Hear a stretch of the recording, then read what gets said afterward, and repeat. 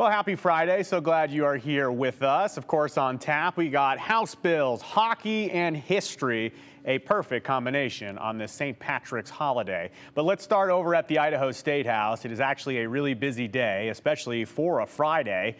Some action from Governor Brad Little is drawing attention and potential court action.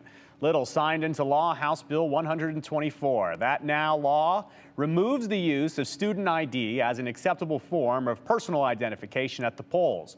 Lawmakers who supported the idea touched on concerns of security checks and proof of ID when students go get a student ID, verifying who they are. They also point out that there is only 104 voters in Idaho that use student IDs at the polls for the 2022 general election, an election in Idaho that included the race for governor. So a big cycle is their point. So that is the law of the land in Idaho coming up on July 1st, but there'll be no more student IDs at the polls. The question is, though, will it remain the law of the land?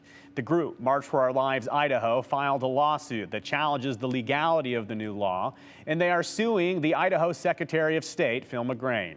So the legal complaint goes into detail as to why they are suing, and they write this in their suit, quote, House Bill 124 violates the 26th Amendment because it was motivated by a discriminatory purpose. It was adopted in response to an unprecedented wave of political activism by young Idahoans, alongside other measures like restrictions on legislative testimony by young people that represent a clear backlash to that activism. It continues. It surgically targets young Idahoans and makes it harder for them to vote because they are far more likely to have student identification and to lack other accepted forms of voter ID than older voters.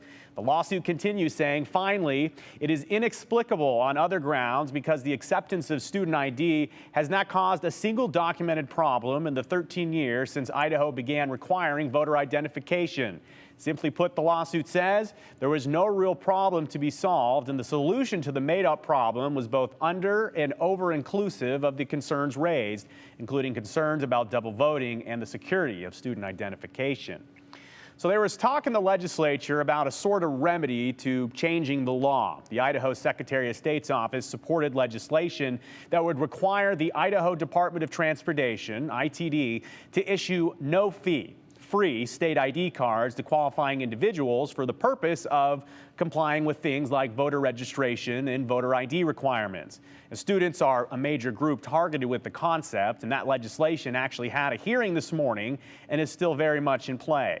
Secretary of State Phil McGrain and I had a short conversation a short time ago, and he told me that he is still very much pushing for the free state IDs for the purpose of voting. And in a full statement, his office says the following, quote, our office has not received the legal complaint, so it's hard to address their specific concerns until we see the documentation.